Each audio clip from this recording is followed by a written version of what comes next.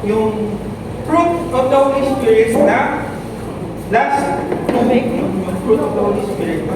So, kung natatandaan po natin, ano po yung vocal ng fruit of the Holy Spirit?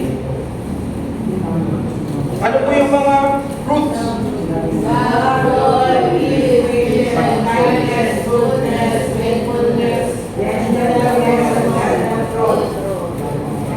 So, yung ano po natin, yung final two na ano po, ako po ang atasan na mag-discuss po about sa kanya. Kaya yung topic po natin is about gentleness and self-control. So, yung unahan po natin tatalakayin ay yung tungkol po sa gentleness. Nag-usap po kami ni Kuya Dave sa mga Griegong salita. Kaya kayo po makakakita kayo ng mga Griegong salita. Next po, pero dito pala, hindi siya makita. So, yung gentleness po sa verse 8 ko, yung gentleness, it was used the same, yung Greek word ng gentleness, ginamit siya for the same word na ginamit po ni Jesus Christ sa Matthew 5:5. Do you know po yung Matthew 5:5? Yung Matthew 5:5, yung Matthew 5 is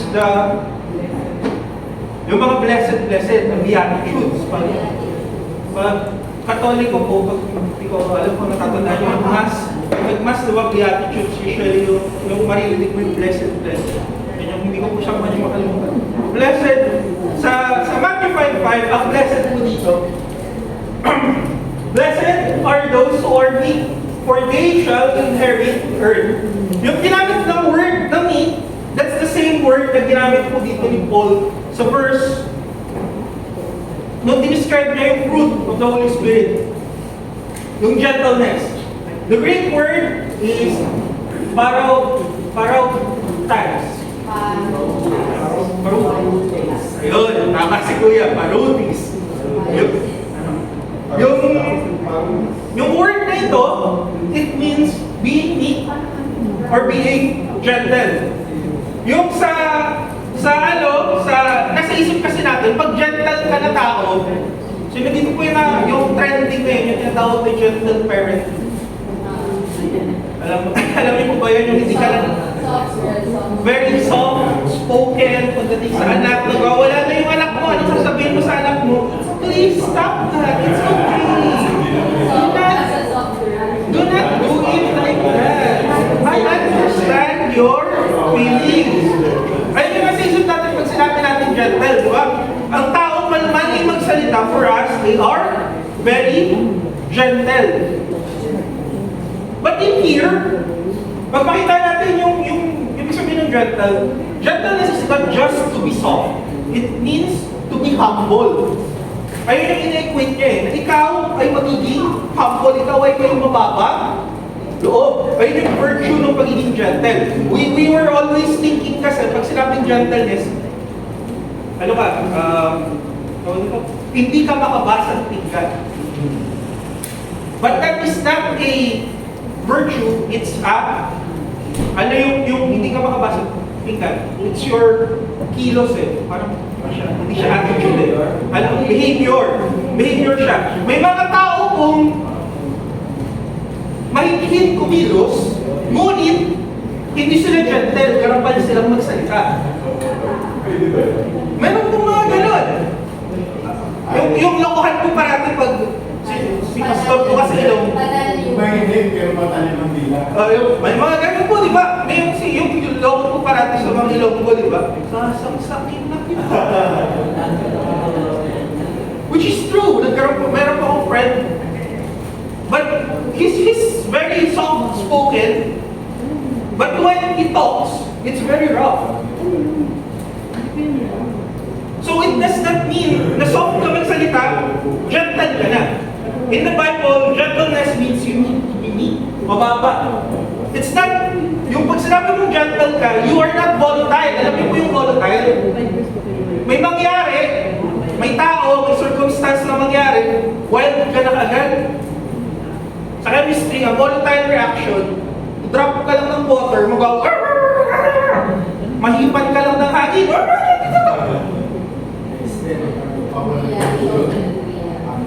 Hindi ka very reactive if you are gentle.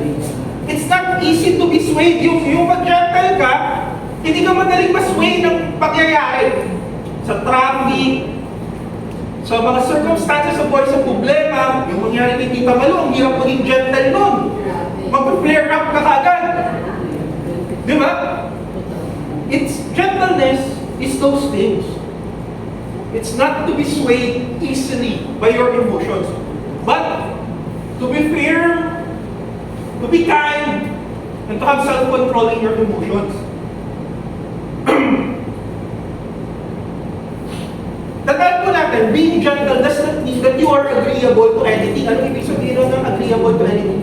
Ay, gentle kasi lang si Kuya Mernes eh. So pag sinabi ko kay Kuya Mernes, labas tayo, punta tayo nung ganitong oras. Oo, wala agad yan. Hindi ka yes man pag sinabi mong gentle ka. Kasi ang nasa isip ng ibang tao, if you are gentle, lahat ng pwedeng gawin na pag-aapi sa'yo, you would just take it. Okay na sa'yo yun. Ganun po ba yung nasa isip natin pag gentle tayo? Kasi sinabi mo, kind ako eh. I am very kind. Eh, yung katabi ng gentleness eh, very kind ka. So okay lang sa akin lahat ng nangyayari sa akin. That's not gentleness, my brothers and sisters.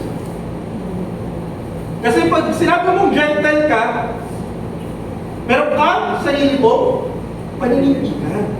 But yung paninindigan mo, hindi mo yun inalaban, hindi mo yun sinusuntok, hindi mo yun inaaway, to a point that you would cause conflict to another. It is for yourself, yung gentleness. It is how you handle people around you. Yes, sir. Bakit sa mga babae, parang sa lalaki na ganyan? Kasi hindi na magpapigyan ng result. Ladies! To be honest po, yung gentle na term, nung hinahanap ko po yung gentle na term, it's more, sa Griego po, yung gentle at saka self-control na term, they are more concerned with the feminine. Mas nakikita daw yun sa virtue ng, ano siya eh? Feminine word. Form niya, feminine yung, Parang,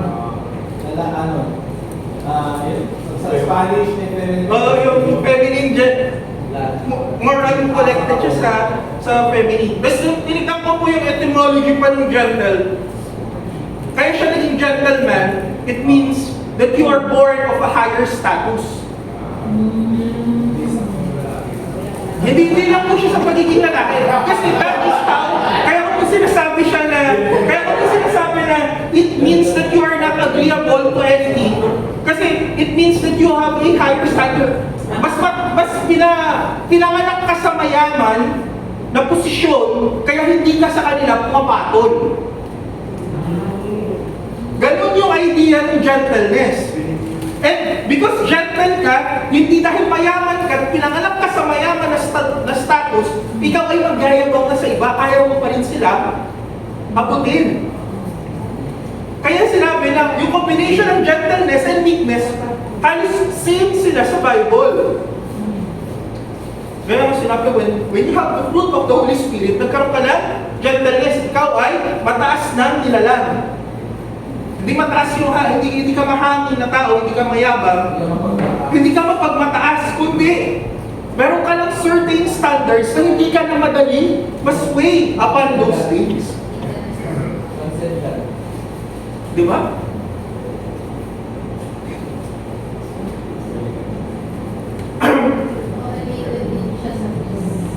Yes po, related rin siya sa peace. Kasi in gentleness, kahit anong sabihin ng tao, kalmante ka.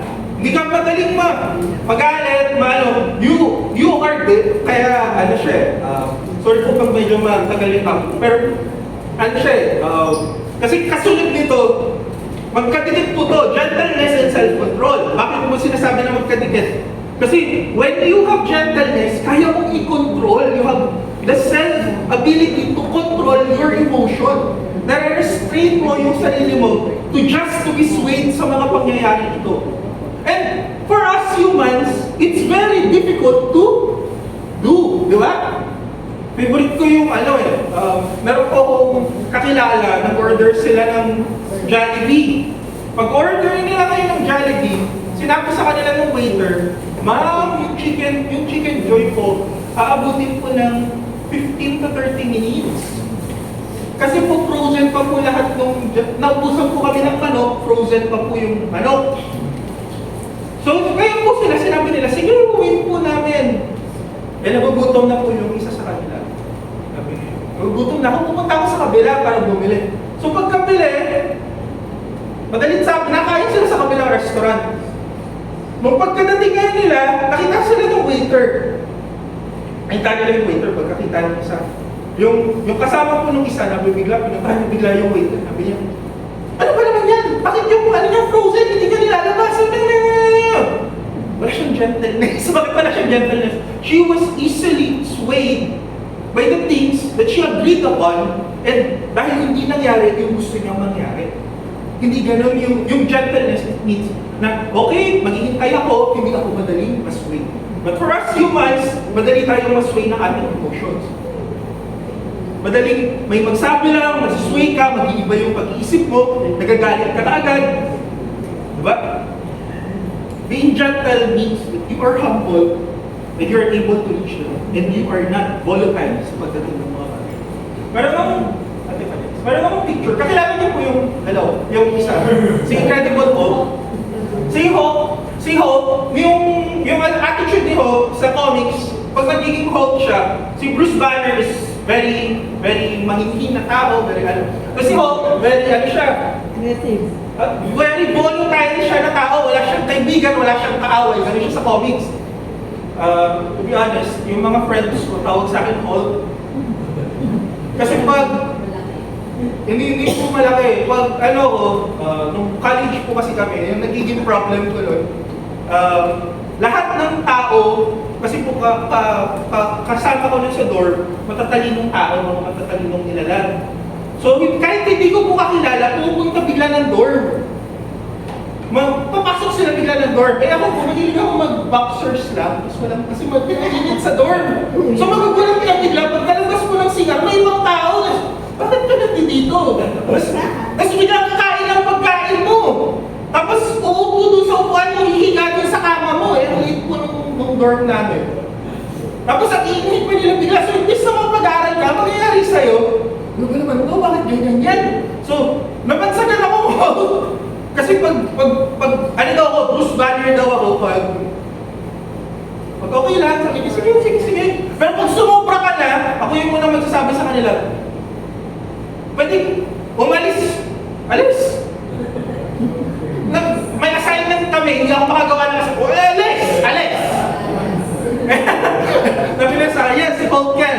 Si Kurt, si Hulk yan. Pag nagalit yan sa inyo, lagot kayo." Pero, ang katawa, binigay ko lang po siyang example. Ganun yung attitude ng volatile. Wala kang friend, wala kang kahit ano. Lahat pinatake mo. Bakit yung isusunod na binigay ko? Be gentle as a dove, sinabi ng Bible. Anong meron sa dove? If you see a dove, diba? Gentle lang. Ano bang meron? Dalawa po kaya ko daw kinuha. First, ang ugali ng dove, they like to flock. And para silang mga hindi sila katulad ng pigeon na pag makita ng pagkain, nakakingin ka. Next, alam niyo po ba kung kayo'y hahawak ng ibon, meron pa natin sa akin sinabi na hindi ko po makalimutan. Once you hold a bird, you need to be gentle yet firm. Ano pong ibig sabihin nun? Bakit sinasabi sa kanya na you need to be gentle and firm? Kasi pag gentle ka sa ibon, pag firm ka lang sa ibon, yung ibon pwedeng mamatay. Kasi mapipipi yung katawan, malambot po ang katawan ng mga ibon, ng dove. So, madali lang silang mapipi. So, you need to be gentle in them. Dapat maano yung hawak mo sa kanila, hindi sila masyadong nasasaktan. Ngunit, kung ikaw naman ay masyadong maluwag, ano mangyayari sa ibon? Sila ay lilipad. So, kailangan natin maging katulad nila. kailangan natin maging gentle sa mga bagay-bagay sa buhay natin. Not to do things na magiging hold ka, to have things volatile, but to have things on your hand gently. To handle things in your life gently. Not to have your emotions struck, but to have it gently sa buhay natin. Now, nire-relate natin parati yung gentleness into weakness. Kasi gentle naman siya na tao, agreeable naman siya, madali lang natin siyang mapasunod. But in the Bible, sabi dito, gentleness does not mean weakness. Pag sinabi mo na gentle ka na tao, hindi ibig sabihin nun, mahina ka na tao. Weak na yung tao ko, gentle naman yan eh. Pwede ka lang i-run over ng ibang tao. Sa Matthew 11 verse 29, sinabi dito, Take my yoke upon you and learn from me that I am gentle and lowly in heart, and you will find rest of your soul. Do you know who speaks here? Diba? See? Jesus Christ. Bakit ko binigay po itong example na ito? Alam niyo po ba yung yoke? Yung? Pamato. Sino pong nakabuhat na nun?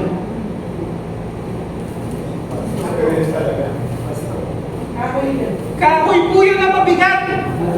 Bakit siya kailangan mabigat? Kasi dapat maging sturdy siya. Sa kanila tayo yung balsa.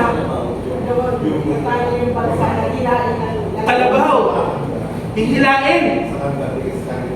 dahil lang sa akin yung mga balsa. Kaya na. Mabigat po itong yoke. Hindi ito simpleng bagay na kaya mong buhatin nang wala kang training. Pero si Jesus Christ, ano sinabi niya? He has the strength to carry yung yoke na ito. Yung yoke mo yung i-carry niya. Take my yoke. Bakit yung yoke daw niya magaan para sa atin? For He is gentle. The perfect example of gentleness is Jesus Christ. He has the power to do things na hindi natin kaya ipaliwanag. Ang favorite story ko sa Bible is yung storm. Kasi doon mo talaga makikita kung gano'n ka-powerful yung Panginoon. Ngayon po bumabagyo.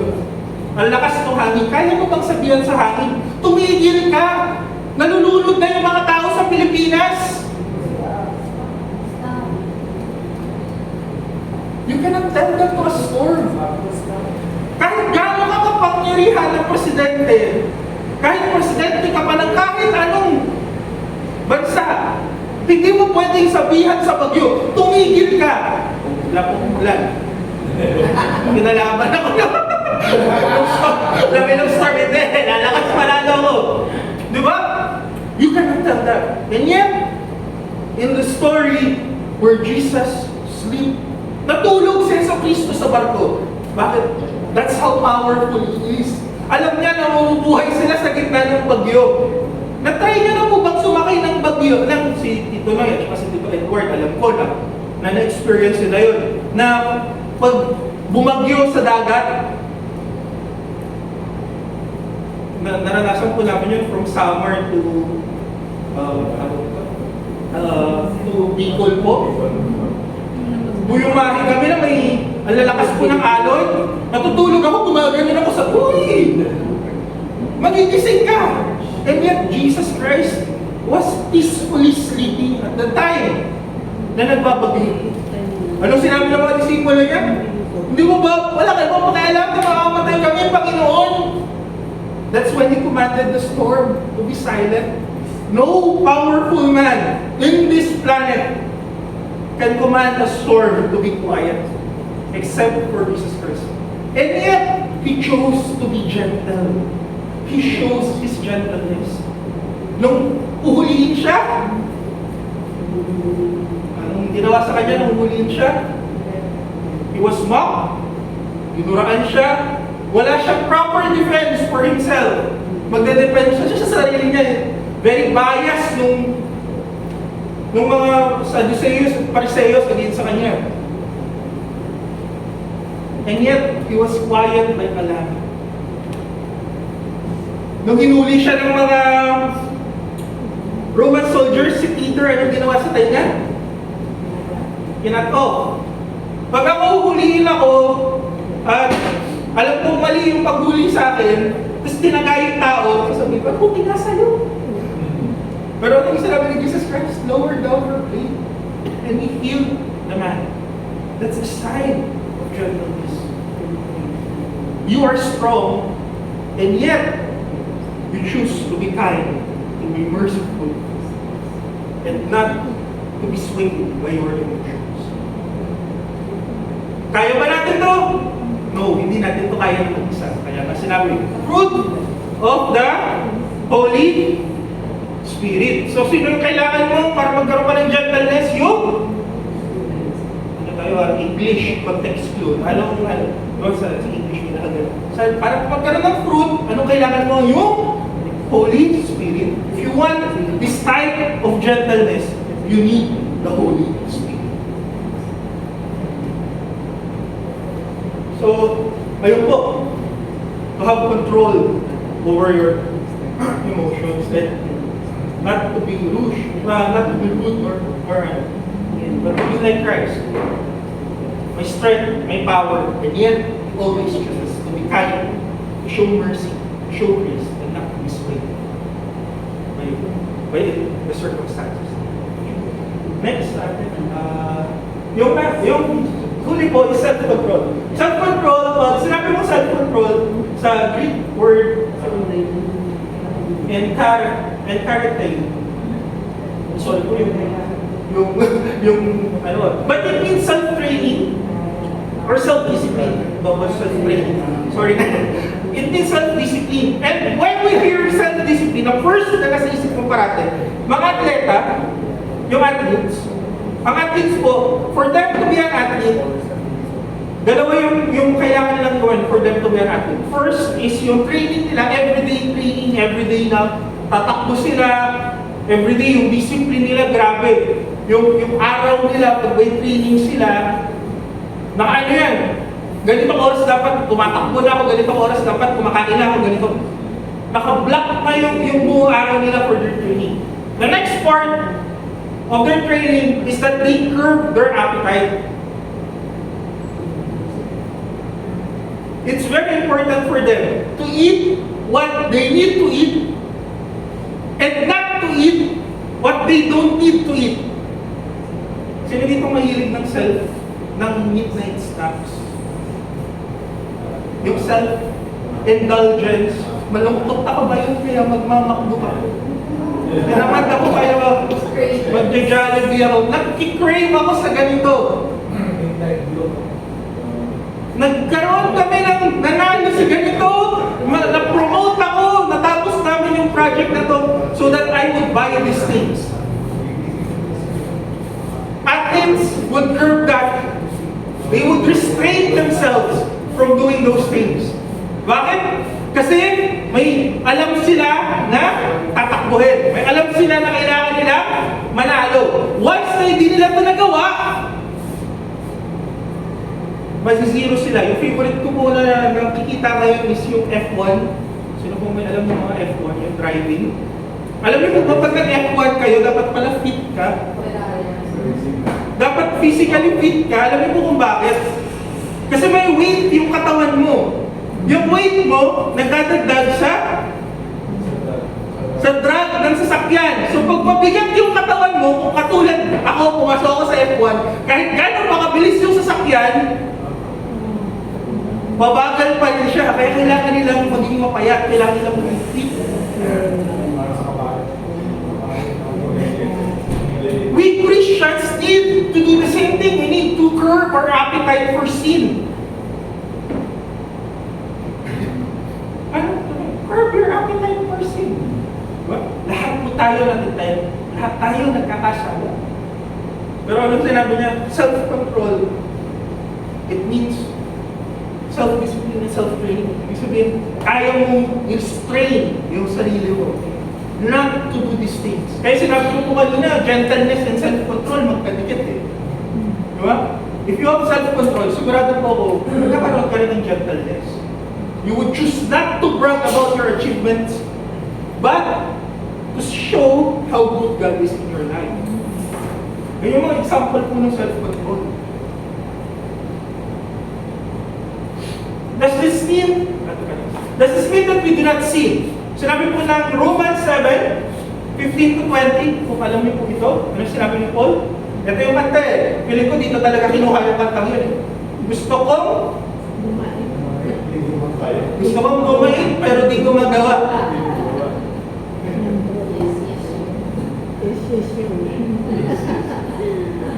Ayun yung sinabi ni Paul eh. I want to do things. For I do not understand my own actions, for I do not do what I want, but I do the very thing that I hate.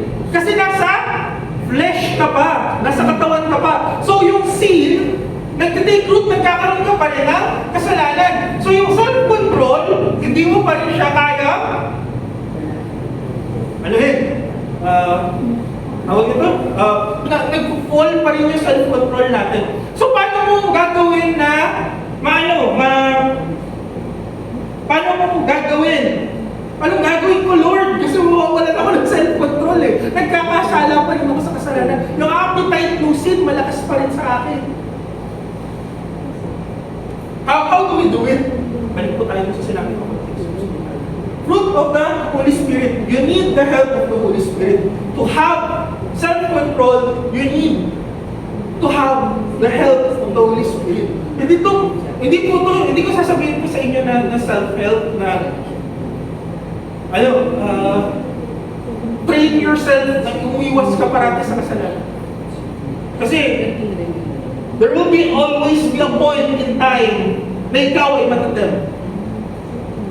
But what I am telling you, cheat code, lumapit ka sa banal na Espiritu para ikaw ay magkaroon ng lakas, para magkaroon ka ng motivation na umiwas sa kasalanan. Ang Holy Spirit po yung magbibigay sa iyo ng lakas na umiwas. Meron po kami pinag-usapan before ni Kuya Marcus that was really striking. For a Christian, aware ka pag ikaw ay nagkakasala. Naniniwala po ba kayo doon? Alam mo kung ikaw ay nagkakasala. Very aware ka. Alam niyo po, one thing na nalaman ko sa mga bodybuilders, yung mga, kasi competitioner po yan, they are also self-athletes, yung mga bodybuilders po. One thing that I learned about them, they know their macros and their calories na kinakain nila sa araw-araw. Nagugulat ako sa kanila. Yung college po kami, may friend ako na mahilig siya mag-bodybuild. So sabi niya sa amin, pre, naka 200 calories na ba for... Bakit mo kabisado yan? Hindi, kinukumpin ko kasi yan. Sa utak ko kung gano'n palagi yung serving, yung 1 cup ng rice. Bakit mo bibigyan yung sarili mo ng ganyang kahirap? Kumain ka na lang kung gusto mong kumain. Eh, parang diba sa akin sinasabi, kumain ka, gusto mo mag-spaghetti ka, gusto mo mag-soft drinks ka. Wala mo self-control sa pagkain eh. Pero siya may self-control siya, aware siya dun sa calories na kinakain niya. Bakit ko po binigay ng example? The same with Christians, aware ka sa kasalanan. When you are aware of sin, mas madali mo matrix, mas madali mo siyang maiwasan.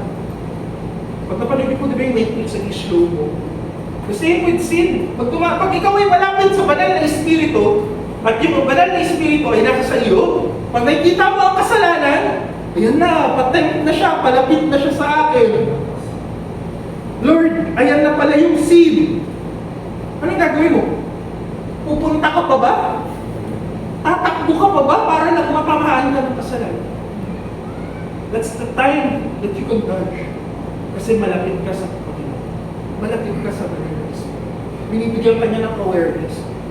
Oops, nagkakasala ka na. Umalis ka na sa kasalanan. That's when nag-grow yung self-control natin.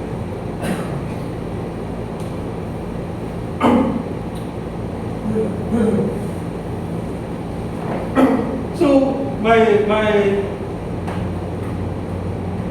dear brothers and sisters, sa pagkatapos po nung topic natin about sa fruits of the Holy Spirit,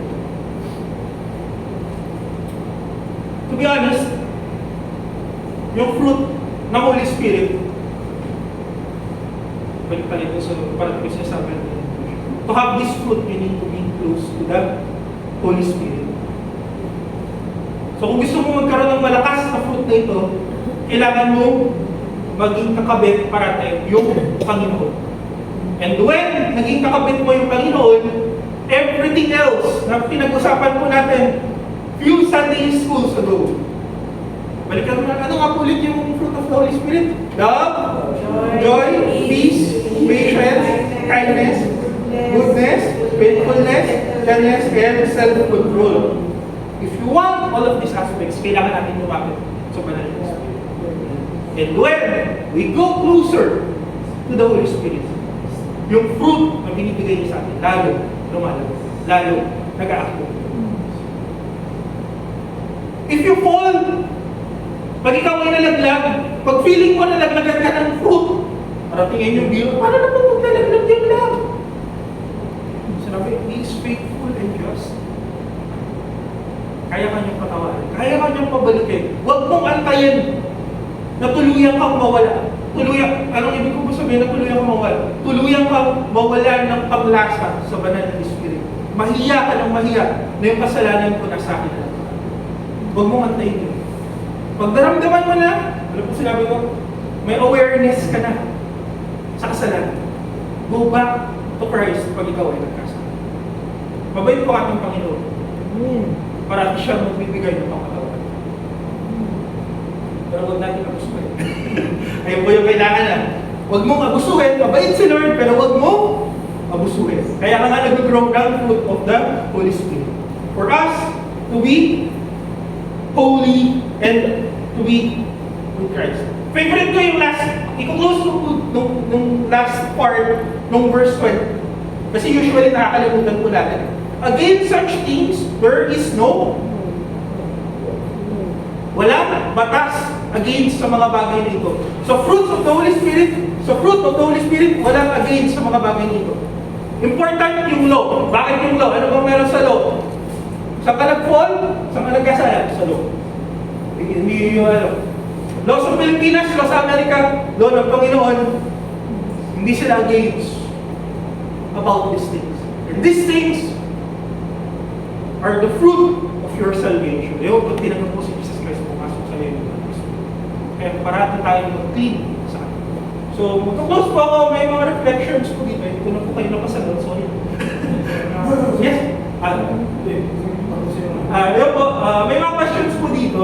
Pero, eto, ayun po yung mga questions. Picturean nyo na lang po. Why is being granted a sign of strength, not a weakness? Why is it important that we should be aware of our sinful nature? What is the fruit of the Spirit that you need to grow? What is the fruit of the Spirit that you need to grow more in?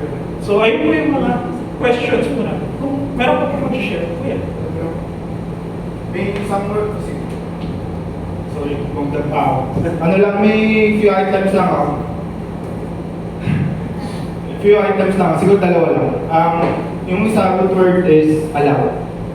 So, ayoko sabing magic word eh, but yung word na gusto kong maalala nyo is allow. Ano ba yung inaalaw mo sa sarili mo? Hindi naman namin nabasa ng libro, pero may libro ako nakita, is Let Them Theory by Mel Robbins. Medyo okay. Is you have your own space, you have your own personal space. Kung ano yung makaka-affect sa'yo, yun yung mga bagay na inaalaw mo. If you allow sin to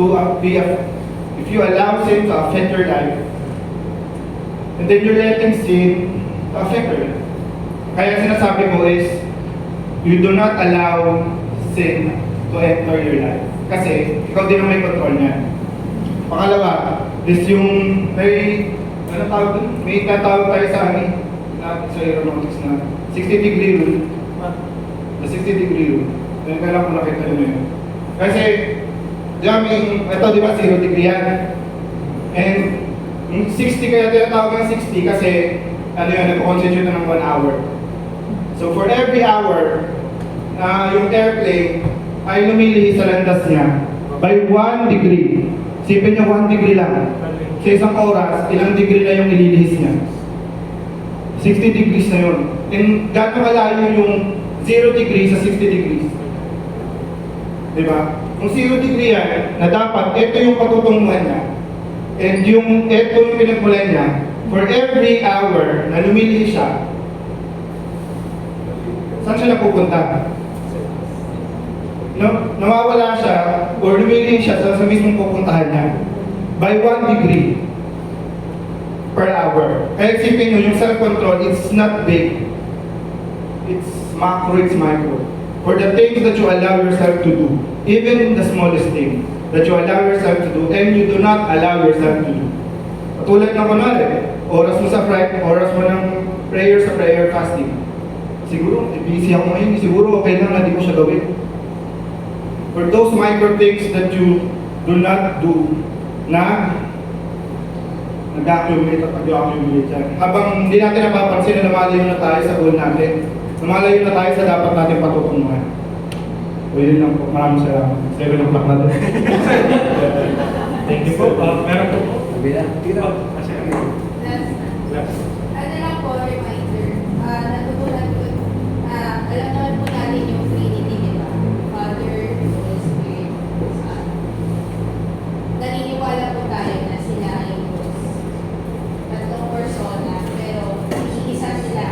Let us remind ourselves na ang Holy Spirit ay part din ng Lord, na Lord din, na mag-Lord over our lives. So sa yung Holy Spirit na binigay sa atin, doon nang gagaling yung fruit of the Spirit. Kaya hindi natin siya pwedeng i-grade, but we need to reflect also the Lordship of the Holy Spirit in our lives. Kasi minsan nakakalimutan natin, akala natin character lang natin, behavior lang natin, or katulad na sinasabi ni Kuya Marnes, yes, we allow. Pero kung alam natin yung gravity and sacredness ng Holy Spirit na binigay sa atin, na Diyos siya. Diyos siya. Diba? Nag-pray tayo over Holy Spirit, the Father, Holy Spirit, and the Son. So, pantay sila. Pantay sila ng Panginoon. Ganon kabigat yung fruit of the Spirit. Kasi perfect pinanggalingan. Perfect ang pinanggalingan. Kaya tayo, we need to reflect as being Christ-like or being the sons and daughters of our Lord, na re-reflect yung perfectness, yung fruit of the Spirit na nagagaling kasi nagkaroon tayo ng Holy Spirit. So yun lang po yung gusto ko i-remind each and every one of us na yung Lordship ng Panginoon over our lives. Hindi lamang lang yun na nagkakamali tayo, sinful tayo, because we need also na i-remind ourselves na Panginoon yun, na sinasamba natin, na binibigay natin yung buhay natin sa Kanya. Ganon kataas yung Panginoon. So, yun lang. Sige po, tayo po ay manalangin na. Yes, Lord, for God, kami malapit sa inyo. Ngayong Sunday, Lord God, dito sa Tulay ko tapos God, ng topic po, Lord, food. Holy Spirit, Lord God. Po, Lord, ito po yung topic na ito ay mabigyan po, Lord, namin ng aming po, Lord, attention, Lord God. Hindi po, Lord, namin mag-lead ng Holy Spirit. Hindi po, Lord, kayo po rin maging faithful, Lord God, sa inyo, na kami po rin parating maging obedient. Sa inyo po rin gusto po, Lord God. At kami po rin maging fruitful. Sa amin po, Lord, pananampalataya. Kami po rin parating po, Lord, lumakad, Lord God, kasama kayo. Na hindi po, Lord God. Sa amin po rin maghiwalay ngayon po, Lord. Sunday na ito, patuloy niyo po rin samahan, Lord God. Sa amin po rin mga Amen. Amen.